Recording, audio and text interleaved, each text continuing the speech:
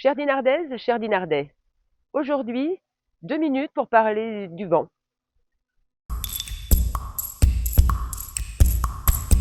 Après l'épreuve qu'a été pour un grand nombre d'entre nous le conseil municipal du 27 mai 2026, nous lisons dans la presse « Qui sème le vent récolte la tempête ». Réponse de la majorité actuelle au déferlement d'agressivité qui y a été constaté.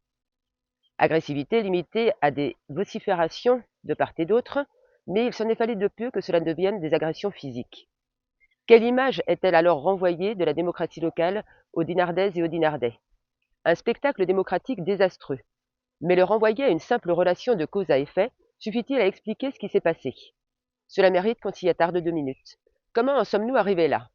Une analyse honnête et sérieuse d'un événement marquant de la vie locale peut-elle se limiter à une réflexion aussi simpliste que « qui sème le vent récolte la tempête ».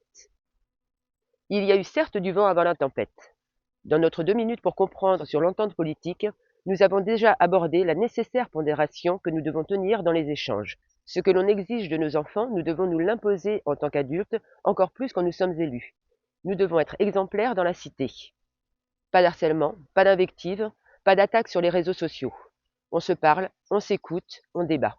Si les points de vue deviennent incompatibles, on devient adversaire dans le respect des règles et des personnes. Comme sur un terrain de sport, adversaire mais pas ennemi.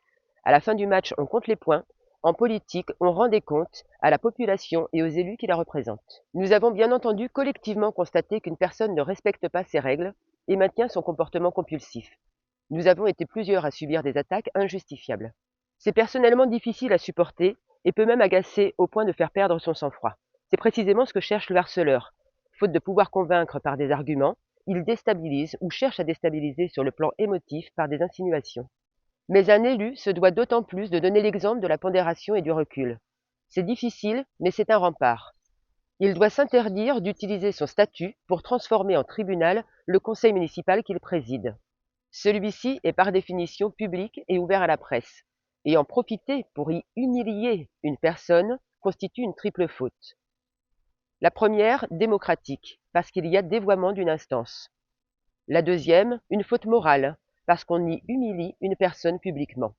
La troisième, stratégique, parce que la personne concernée peut se placer en position de victime et y trouver un renfort de soutien. Il y a des tempêtes aussi nauséabondes que les vents qui les ont semées. La démocratie dinardaise mérite mieux que cela. Charge à nous maintenant de lui redonner calme et dignité. Qu'en pensez-vous?